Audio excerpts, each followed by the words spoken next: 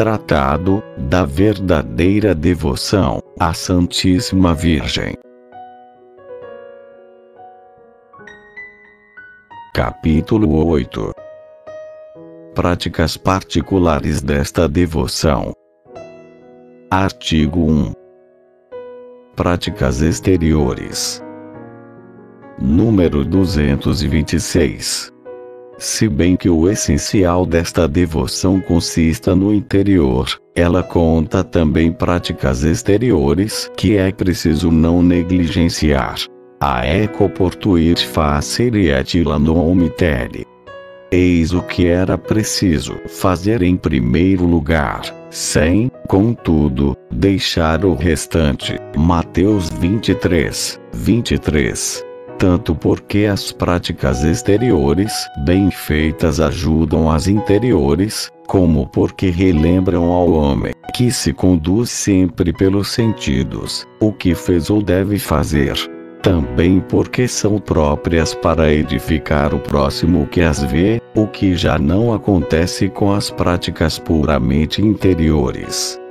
Nenhum mundano, portanto, critique, nem meta aqui o nariz, dizendo que a verdadeira devoção está no coração, que é preciso evitar exterioridades, que nisto pode haver vaidade, que é preferível ocultar cada um sua devoção, etc. Respondo-lhes com meu mestre. Assim brilhe a vossa luz diante dos homens, para que vejam as vossas boas obras e glorifiquem vosso Pai que está nos céus. Mateus 5:16.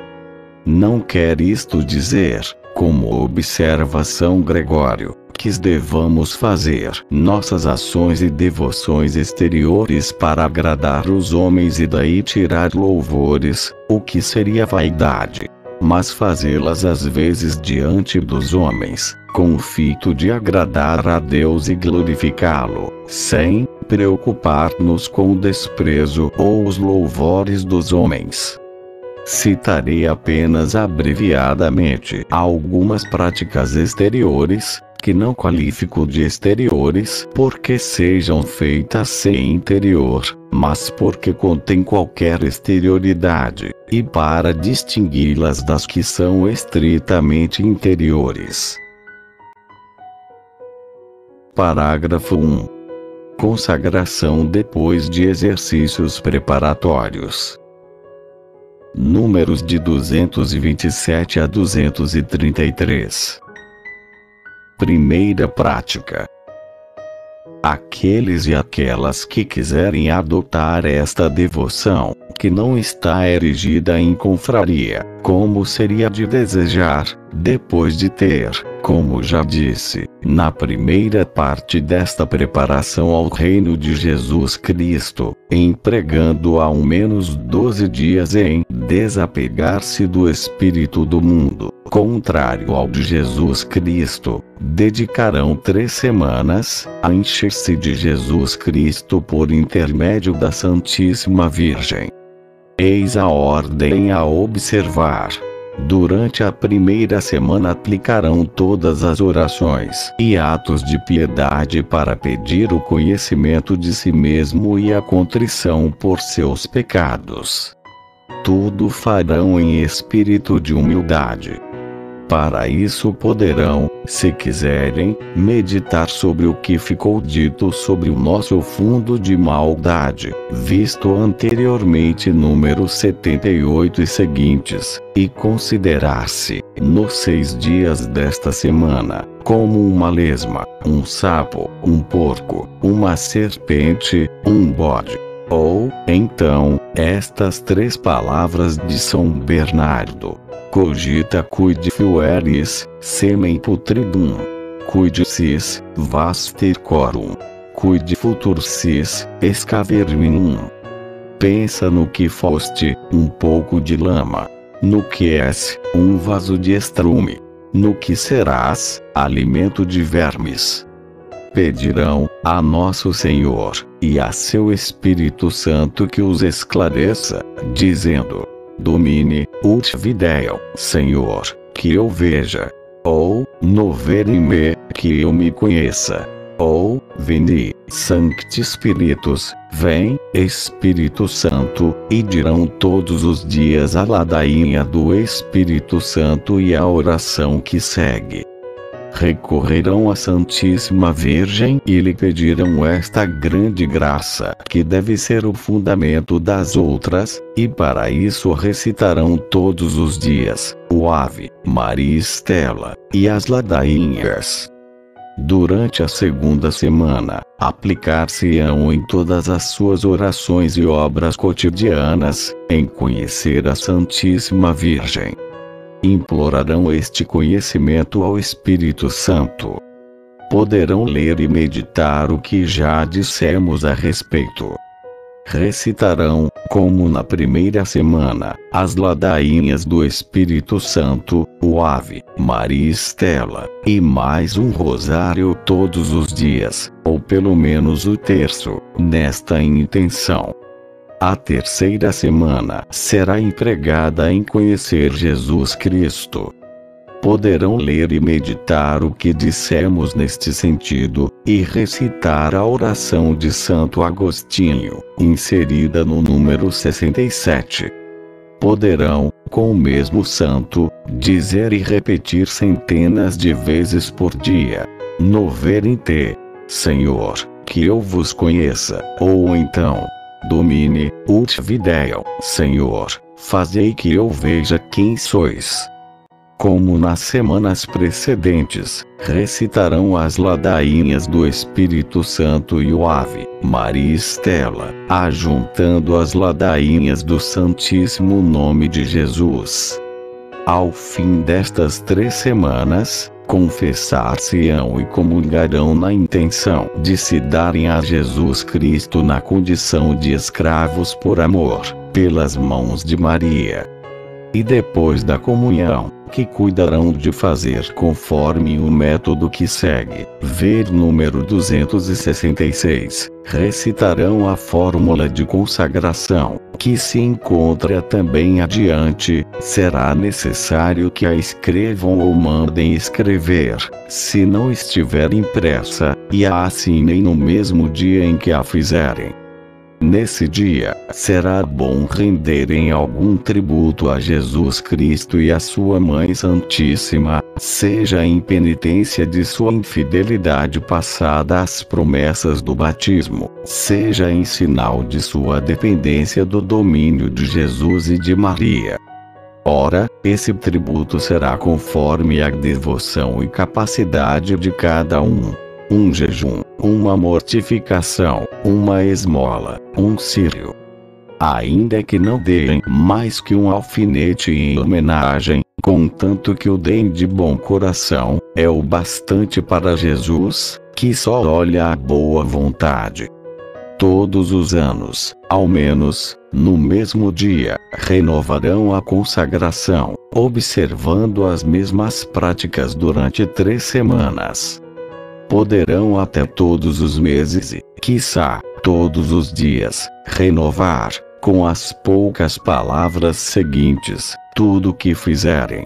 Tus totus ego sum, et omnia mea tua sunt, sou todo vosso e tudo que tenho vos pertence, o meu amável Jesus, por Maria, vossa Mãe Santíssima.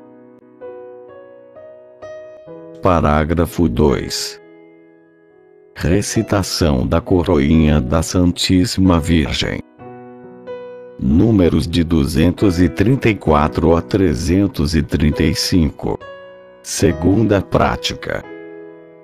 Recitarão todos os dias de sua vida, sem, entretanto, nenhum constrangimento, a coroinha da Santíssima Virgem, composta de 3 Pai Nossos e 12 Ave Marias, em honra dos 12 privilégios e grandezas da Santíssima Virgem. Esta prática é muito antiga e tem seu fundamento na Sagrada Escritura. São João viu uma mulher coroada de 12 estrelas, vestida do sol e tendo a lua debaixo de seus pés. Apocalipse 12, 1. E esta mulher, na opinião dos intérpretes, é a Santíssima Virgem. Há muitos modos de rezar bem esta coroinha e seria demasiado longo mencioná-los. O Espírito Santo inspirará aqueles e aquelas que mais fiéis se mostrarem a esta devoção. Para rezá-la bem simplesmente é preciso dizer em primeiro lugar: Dignare-me laudare te, Virgo Sacrata. Da-me virtutem contra hostis tuus. Dignai-vos conceder-me que vos louve, ó Virgem Sagrada, dai-me força contra os vossos inimigos. Em seguida, reza-se o credo, depois um Pai Nosso, 4 Ave Marias e um Glória ao Pai. Ainda um Pai Nosso, 4 Ave Marias, e um Glória ao Pai. E assim por diante. Ao terminar, disse: Subituum praesidium. Sob a vossa proteção nos acolhemos, Santa Mãe de Deus. Não desprezeis as nossas súplicas em nossas necessidades, mas livrai-nos sempre de todos os perigos, ó Virgem gloriosa e bendita. Parágrafo 3. Usar pequenas cadeias de ferro. Números de 236 a 237. Terceira prática. É muito louvável, glorioso e útil àqueles e àquelas que assim demonstrarão ser escravos de Jesus em Maria, trazer, como sinal de sua amorosa escravidão, pequenas cadeias de ferro, bentas com uma bênção especial. Estas demonstrações exteriores não são na verdade essenciais, e uma pessoa pode bem se dispensar, embora tenha abraçado esta devoção. Não posso, contudo, esquivar-me a louvar aqueles e aquelas que, depois de terem rompido as cadeias vergonhosas da escravidão do demônio, a que os tinha arrastado o pecado original, e talvez os pecados atuais, se entregaram voluntariamente à gloriosa escravidão de Jesus Cristo e com S. Paulo se gloriam de estar acorrentados por Jesus Cristo, conforme Efésios 3, 1, com correntes que, embora de ferro e sem brilho, são mais gloriosas e mais preciosas que todos os colares de ouro dos imperadores. Nos tempos de outrora era a cruz o que havia de mais infamante. Hoje, no entanto, é o símbolo mais glorioso do cristianismo. Digamos o mesmo dos ferros da escravidão. Nada havia de mais ignominioso entre os antigos, e ainda atualmente entre os pagãos. Entre os cristãos, porém, são mais ilustres, pois elas nos livram e preservam dos liames vergonhosos do pecado e do demônio. Elas nos restituem a liberdade e nos ligam a Jesus e Maria, não a contragosto e à força, como a forçados, mas por caridade, por amor, como filhos. Traam eus in vinculis caritatis, Oséias 11, 4, eu os atrairei a mim, diz Deus pela boca do profeta, com os vínculos da caridade, que, por consequência, são fortes como a morte, conforme Cânticos dos Cânticos 8, 6, e, de certo modo, mais fortes naqueles que fielmente trouxeram, até a morte, esses distintivos gloriosos. Pois a morte, destruindo-lhes embora o corpo e reduzindo a podridão, não destruirá as algemas de sua escravidão, as quais por serem de ferro, não se corrompem tão facilmente. E, no dia da ressurreição dos corpos, no juízo final, quem sabe, essas cadeias, dependentes ainda de seus ossos, não virão a constituir uma parte de seus ossos, não virão a constituir uma parte de sua glória, mudando-se em cadeias de luz e de glória. Felizes, portanto, 1000 vezes felizes os escravos ilustres de Jesus em Maria, que até o túmulo usarem essas cadeias. Eis os motivos por que se usam estas cadeiazinhas. Números de 238 a 242. Primeiro, relembram ao cristão os votos e compromissos do batismo, a renovação perfeita das promessas batismais que ele fez por esta devoção, e a estrita obrigação em que está de se conservar fiel.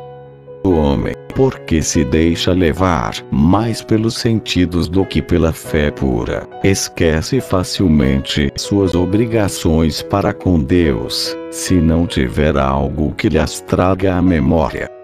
Por isso estas pequenas cadeias servem para lembrar ao cristão aquelas cadeias do pecado e da escravidão do demônio, de que o santo batismo o livrou, e a dependência que, neste sacramento, votou a Jesus Cristo, e a ratificação dessa dependência, feita ao renovar os seus votos.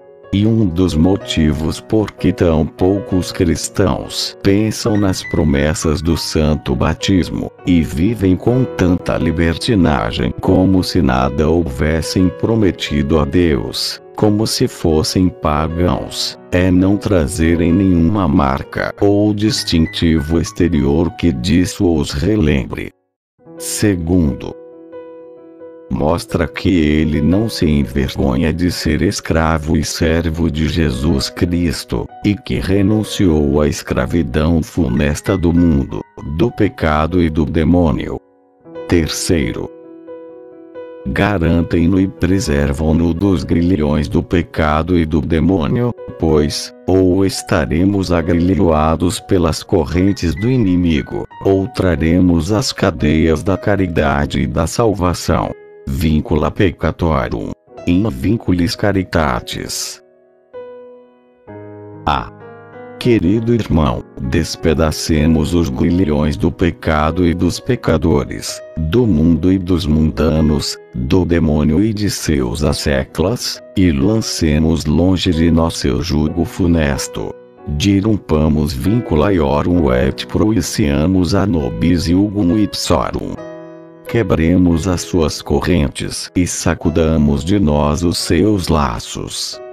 Salmos 2, 3. Metamos nossos pés, para servir-nos das palavras do Espírito Santo, em seus ferros gloriosos e nosso pescoço em suas cadeias. Inici pedem tuum in compedis ilios, e in torques ilios colum tuum, Eclesiástico 6, 25. Curvemos os ombros e carreguemos a sabedoria, que é Jesus Cristo, e não nos enfademos de suas correntes. Subiscium merum tuum et porta illo, et ne assedieris vinculis eus, Eclesiástico 6, 26. Notareis que o Espírito Santo, antes de dizer estas palavras, prepara a alma, a fim de que ela não rejeite o importante conselho. Eis as suas palavras: Audifili, et accipi consilium intellectus, et ne abiicias consilium meum, ouve, filho, e recebe uma sábia advertência, e não rejeites o meu conselho. Eclesiástico 6, 24. Permiti, caríssimo amigo, que me uma aqui ao Espírito Santo, para dar-vos o mesmo conselho. Vincula ilios, a ligatura salutaris. As suas correntes são correntes de salvação. Eclesiástico 6, 31. Suas cadeias são cadeias de salvação. Jesus pendente da cruz deve atrair tudo a si, e tudo, de bom ou mau grado, será atraído. Do mesmo modo ele atrairá os réprobos pelas correntes de seus pecados, para acorrentá-los, como forçados e demônios, à sua ira eterna e à sua justiça vingadora. Nos últimos tempos, porém, atrairá especialmente os predestinados, pelas cadeias da caridade. Omnia Graham ad ipsum. Eu atrairei tudo a mim. João 12, 32.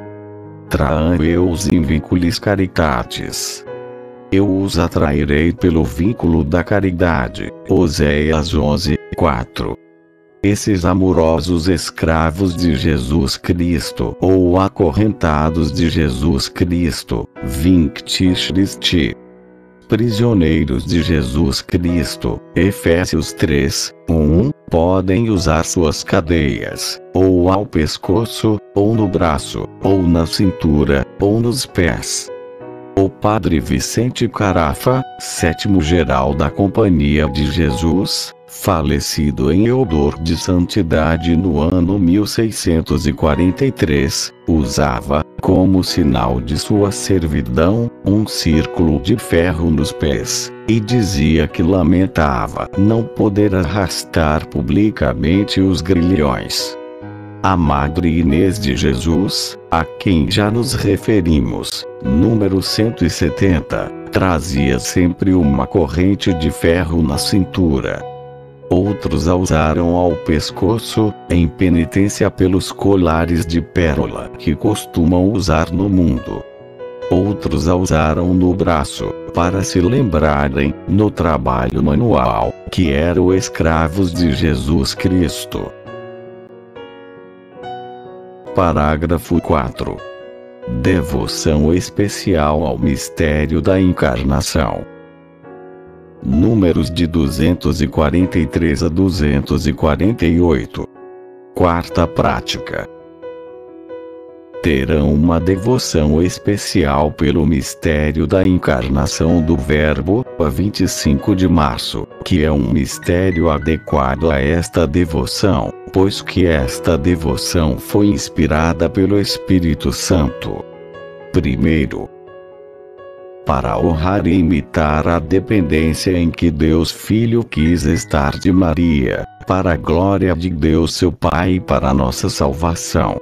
Dependência que transparece particularmente neste mistério em que Jesus se torna cativo e escravo no seio de Maria Santíssima, aí dependendo dela em tudo. Segundo, para agradecer a Deus as graças incomparáveis que concedeu a Maria, principalmente por tê-la escolhido para sua Mãe Digníssima, escolha feita neste mistério. São estes os dois fins principais da escravização a Jesus Cristo em Maria.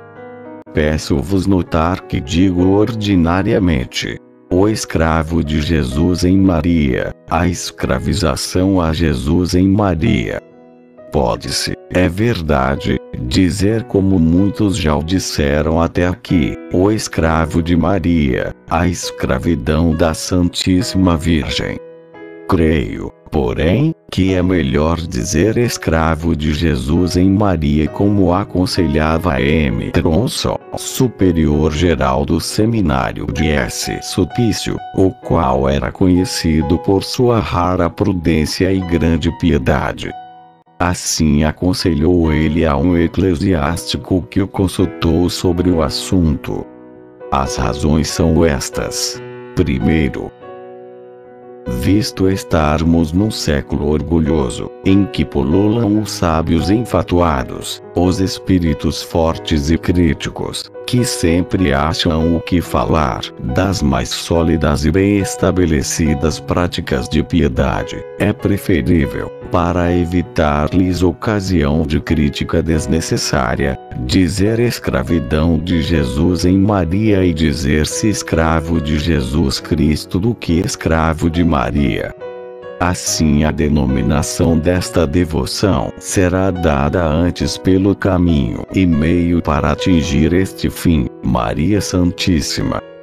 Pode-se, entretanto, usar uma ou outra sem menor escrúpulo, como eu faço. Um homem, por exemplo, que vai de Orleans a Tours pelo caminho de Amboise, pode evidentemente dizer que vai a Amboise e que vai a Tours. A única diferença é que Amboise é apenas o caminho para ir a Tours e Tours é o fim, o termo de sua viagem.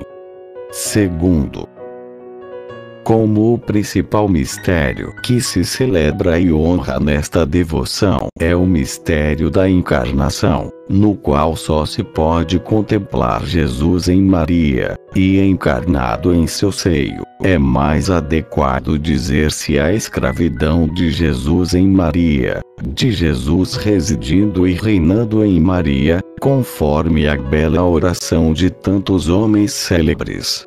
Ó Jesus vivendo em Maria, vinde e vivei em nós, em vosso Espírito de Santidade, etc. Terceiro, este modo de falar patenteia ainda mais a união íntima entre Jesus e Maria. Tão intimamente estão unidos que um é tudo no outro. Jesus é tudo em Maria e Maria é tudo em Jesus. Ou, melhor, ela já não existe, mas Jesus somente nela, e antes se separaria do sol a luz, do que apartar Maria de Jesus. É assim que se pode chamar Nosso Senhor Jesus de Maria, e a Santíssima Virgem Maria de Jesus. O tempo não me permite deter-me aqui para explicar as excelências e as grandezas do mistério de Jesus vivendo e reinando em Maria, ou a encarnação do Verbo.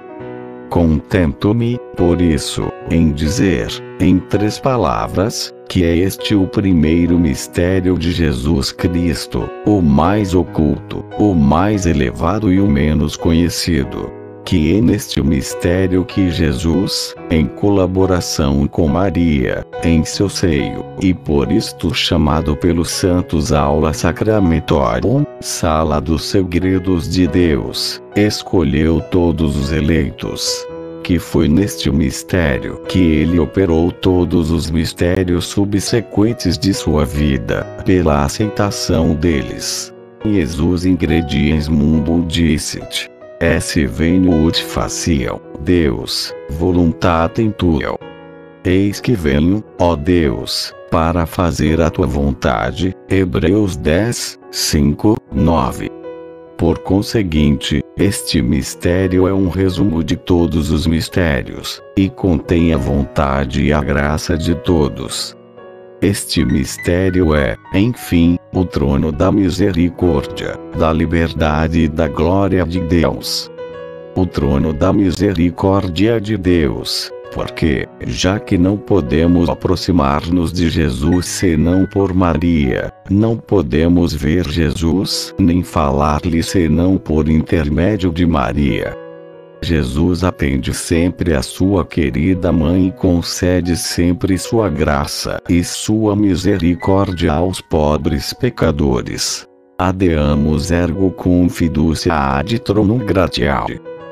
Cheguemo-nos, pois, confiadamente, ao trono da graça. Hebreus 4, 16. É o trono de sua liberalidade para Maíra, porque este novo Adão, enquanto permaneceu nesse verdadeiro paraíso terrestre, aí realizou ocultamente tantas maravilhas que nem os anjos, nem os homens as compreendem. Por isso os santos chamaram Maria a magnificência de Deus. Magnificentia Dei, como se Deus só fosse magnífico em Maria. Solo modo ibi magnificus dominus. Somente ali nosso Senhor ostenta a sua magnificência. Isaías 33, 21. É o trono de sua glória para seu Pai, pois foi em Maria que Jesus Cristo acalmou perfeitamente seu Pai irritado contra os homens. Que ele recuperou perfeitamente a glória que o pecado lhe tinha arrebatado, e que, pelo sacrifício, que neste mistério fez da sua vontade e de si mesmo, lhe deu mais glória como jamais lhe deram todos os sacrifícios da antiga lei, e, finalmente, lhe deu uma glória infinita como ainda não recebera de criatura humana. Parágrafo 5. Grande devoção à Ave Maria e ao Terço. Números de 249 a 254. Quinta prática. Terão grande devoção ao recitar a Ave Maria, ou a saudação angélica, da qual bem poucos cristãos, mesmo os esclarecidos, conhecem o valor, o mérito, a excelência e a necessidade. Foi preciso que a Santíssima Virgem aparecesse várias vezes a grandes santos muito doutos, para demonstrar-lhes o mérito desta pequena oração, como sucedeu a São Domingos, a São João Capistrano, ao bem-aventurado Alanos de La Roche. E eles compuseram livros inteiros sobre as maravilhas e a eficácia da Ave Maria, para a conversão das almas. Altamente publicaram e pregaram que a salvação do mundo começou pela Ave Maria, e a salvação de cada um em particular está ligada a esta prece. Que foi esta prece que trouxe à terra seca e árida o fruto da vida, e que é esta mesma prece que deve fazer germinar em nossa alma a palavra de Deus e produzir o fruto da vida, Jesus Cristo. Que a Ave Maria é um orvalho celeste, que umedece a terra, isto é, a alma, para fazer brotar o fruto no tempo adequado. E que uma alma que não for orvalhada por esta prece ou orvalho celeste não dará fruto algum, nem dará senão espinhos, e não estará longe de ser amaldiçoada. Hebreus 6, 8. No livro de Dignitante Rosariae. Sobre a dignidade do rosário, do bem-aventurado Alanos de La Roche, lê-se o seguinte que a Santíssima Virgem lhe revelou: saibas, meu filho, e comunica-o a todos, que um sinal provável e próximo de condenação eterna é a aversão, a tibieza, a negligência em rezar a saudação angélica, que foi a reparação de todo o mundo. Seas em et sicur interligas et indilate omnibus patefacias, quod videlis et signum probabile est et propincum a aeternae damnationis horrere, e assediaria se negligere salutationem angelicam, totius mundi reparatione. Capítulo 2. Eis aí palavras consoladoras e terríveis, que se custaria a crer, se não nola garantissem esse santo homem antes dele São Domingos, como, depois dele, muitos personagens fidedignos, com a experiência de muitos séculos. Pois sempre se verificou que aqueles que trazem o sinal de condenação, como os hereges, os ímpios, os orgulhosos e os mundanos, odeiam e desprezam a Ave Maria e o Terço. Os hereges ainda aprendem e recitam o Pai Nosso, mas abominam a Ave Maria e o Terço. Trariam antes uma serpente sobre o peito do que o rosário ou o terço. Os orgulhosos também, embora católicos, mas tendo as mesmas inclinações que seu pai Lúcifer, desprezam ou mostram uma indiferença completa pela Ave Maria, considerando o terço uma devoção efeminada, suficiente para os ignorantes e analfabetos. Ao contrário, tem-se visto e a experiência o prova que aqueles e aquelas que possuem outros e grandes indícios de predestinação, amam, apreciam e recitam com prazer a Ave Maria. E que quanto mais são de Deus, tanto mais amam esta oração. É o que a Santíssima Virgem diz também ao bem-aventurado Alano, em seguida às palavras que citei. Não sei como isto acontece nem porquê. Entretanto é verdade, e não conheço melhor segredo para verificar se uma pessoa é de Deus, do que examinar se gosta ou não de rezar a Ave Maria e o terço. Digo, gosta, pois pode acontecer que alguém esteja na impossibilidade natural ou até sobrenatural de dizê-la, mas sempre a ama e a inspira aos outros. Almas predestinadas, escravas de Jesus em Maria, aprendei que a Ave Maria é a mais bela de todas as orações, depois do Pai Nosso. É a saudação mais perfeita que podeis fazer a Maria, pois é a saudação que o Altíssimo indicou a um arcanjo, para ganhar o coração da Virgem de Nazaré. E tão poderosas foram aquelas palavras, pelo encanto secreto que contém, que Maria deu seu pleno consentimento para a encarnação do Verbo, embora relutasse em sua profunda humildade. É por esta saudação que também vos ganhareis infalivelmente seu coração, contanto que a digais como deveis. A Ave Maria, rezada com devoção, atenção e modéstia, é, como dizem os santos, o inimigo do demônio, pondo logo em fuga, e o martelo que o esmaga. A santificação da alma, a alegria dos anjos, a melodia dos predestinados, o cântico do Novo Testamento, o prazer de Maria e a glória da Santíssima Trindade. A Ave Maria é um orvalho celeste que torna a alma fecunda. É um beijo casto e amoroso que se dá em Maria, é uma rosa vermelha que se lhe apresenta, é uma pérola preciosa que se lhe oferece, é uma taça de ambrosia e de néctar divino que se lhe dá. Todas estas comparações são de santos ilustres. Rogo-vos instantemente, pelo amor que vos consagro em Jesus e Maria, que não vos contenteis de recitar a coroinha de Santíssima Virgem, mas também o vosso terço, e até, se houver tempo, o vosso rosário, todos os dias, e abençoareis, na hora da morte, o dia e a hora em que me acreditastes.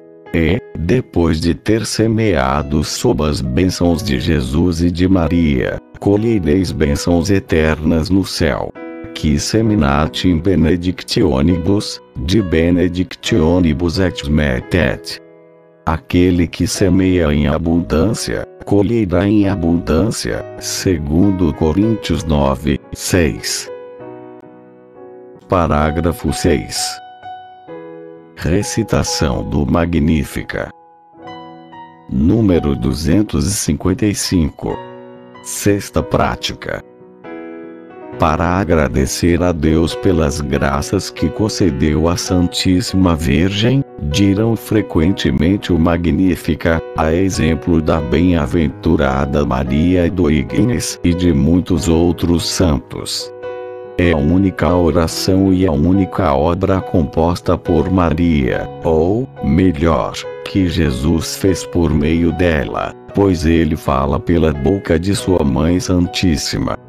É o maior sacrifício de louvor que Deus já recebeu na lei da graça. É, do lado, o mais humilde e o mais reconhecido e, do outro, o mais sublime e mais elevado de todos os cânticos.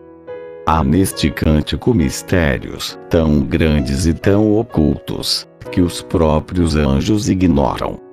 Gerson, que foi um doutor tão sábio quanto piedoso, depois de empregar grande parte de sua vida escrevendo tratados cheios de erudição e piedade, sobre os mais difíceis temas, tremeu e vacilou no fim da carreira, ao empreender a explicação do Magnífica, com que tencionava coroar todas as suas obras. No volume e em fólio, ele nos diz coisas admiráveis do belo e divino cântico. Entre outras, afirma que a Santíssima Virgem o recitava muitas vezes sozinha, principalmente depois da Santa Comunhão, em ação de graças. O sábio Benzônio, na explicação do mesmo cântico, cita vários milagres operados por sua virtude, e diz que os demônios tremem e fogem, quando ouvem as palavras do Magnífica. Fecit potentium imbraccio suo, dispersit superbus mente cordis sui. Manifestou o poder do seu braço e confundiu os orgulhosos nos pensamentos de seus corações. Lucas 1:51. Parágrafo 7. O desprezo pelo mundo. Número 256. Sétima prática. Os fiéis servos de Maria devem desprezar, odiar e fugir ao mundo corrompido, e servir-se das práticas de desprezo pelo mundo, que assinalamos na primeira parte.